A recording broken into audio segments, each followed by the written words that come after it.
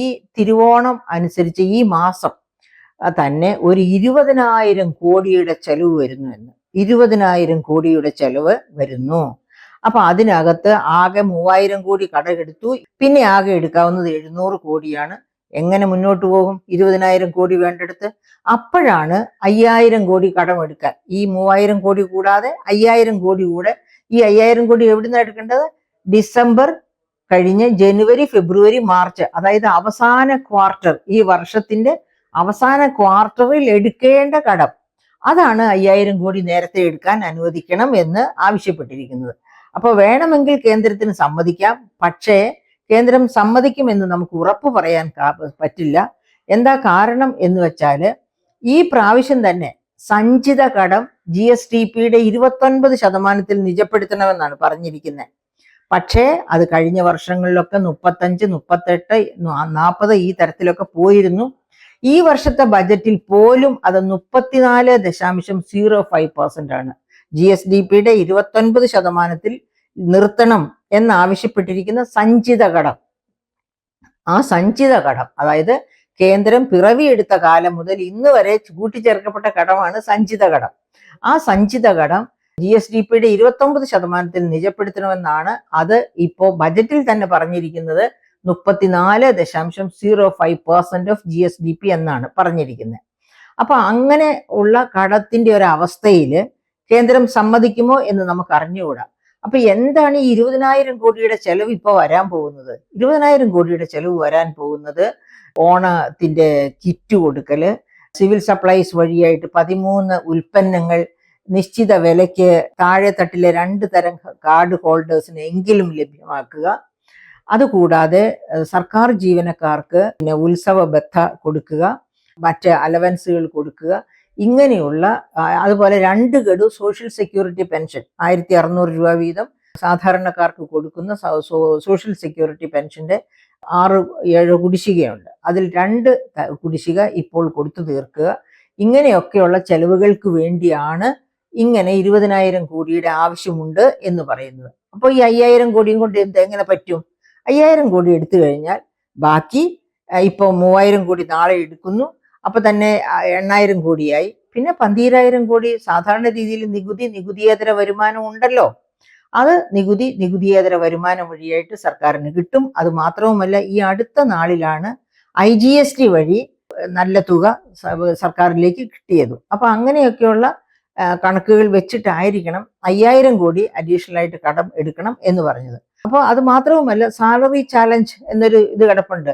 അതായത് ഈ ഉരുൾപൊട്ടലുണ്ടായ മേഖല, വയനാട് മേഖലയ്ക്ക് സഹായം ചെയ്യുന്നതിന് വേണ്ടിയിട്ട് ദുരിതാശ്വാസ നിധിയിലേക്ക്, മുഖ്യമന്ത്രിയുടെ ദുരിതാശ്വാസ നിധിയിലേക്ക് എല്ലാ സർക്കാർ ജീവനക്കാരും 5 ദിവസത്തെ ശമ്പളം സറണ്ടർ ചെയ്യണമെന്നാണ് പറഞ്ഞിരിക്കുന്നത്. പക്ഷേ അവരത് അംഗീകരിക്കാൻ തയ്യാറായിട്ടില്ല. അവരുടെ ഓപ്ഷന് വിടണം.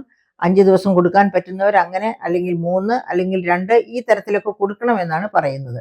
അങ്ങനെ ചലഞ്ച് ഉണ്ട്. ആ ചലഞ്ചിനനുസരിച്ച് സംഗതി നടന്നില്ലെങ്കിൽ അതിന് പകരമുള്ള ഫണ്ട് കൂടി അങ്ങനെ കിട്ടുകയാണെങ്കിൽ ആ ഫണ്ട് എടുത്ത് ചൂരൽമലയിൽ ചെലവഴിക്കാം, അല്ല വയനാട്ടിൽ ചെലവഴിക്കാം. ഇല്ലെങ്കിൽ അതിനു വേണ്ടിയുള്ള ഫണ്ടും ഗവൺമെന്റ് കണ്ടെത്തേണ്ടി വരും. അപ്പൊ ഇതുപോലെയുള്ള ഒരു പ്രതിസന്ധിയിലാണ് ഗവൺമെന്റ് എത്തിപ്പറ്റിയിരിക്കുന്നത്. പക്ഷേ അപ്പോഴും നമ്മൾ ഓർക്കണം, ഈ പ്രാവശ്യത്തെ ബജറ്റിലും പറഞ്ഞിട്ടുണ്ട് 19,975 കോടി രൂപ നികുതി പിരിച്ചെടുക്കാനുണ്ട്. നികുതി കുടിശ്ശികയായിട്ട് കിടക്കുന്നു. അതിൽ തന്നെ ഒരു തടസ്സവുമില്ലാത്ത നികുതിയാണ് 15,000 കോടിയോളം.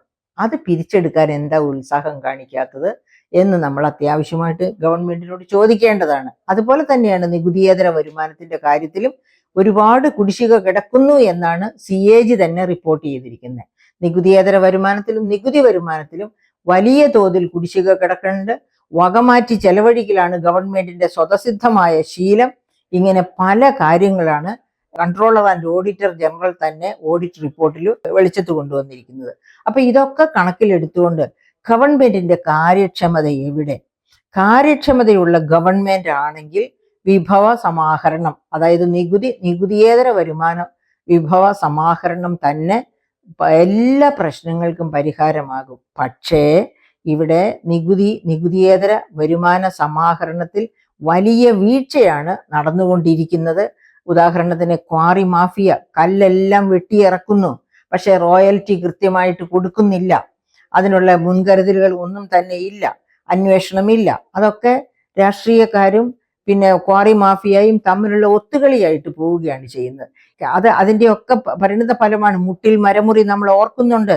അതുപോലെ തന്നെ രത്നഗിരി മരമുറി, ഈ രത്നഗിരിയും മുട്ടിലും ഈ രണ്ട് സ്ഥലങ്ങളും ഉരുൾപൊട്ടിയ പ്രദേശത്തിനോട് അടുത്ത പ്രദേശങ്ങളാണ് നമ്മൾ ഓർക്കണം. അതേ പഞ്ചായത്തിന്റെ തന്നെ ഭാഗങ്ങളിലാണ് ഈ മുട്ടിൽ മരമുറിയും അതുപോലെ രത്നഗിരി മരമുറി. അതിപ്പോ നടന്നുകൊണ്ടിരിക്കുന്ന ഈ അടുത്ത കാലത്ത് പൊങ്ങി വന്നതാണ് രത്നഗിരി മരമുറി.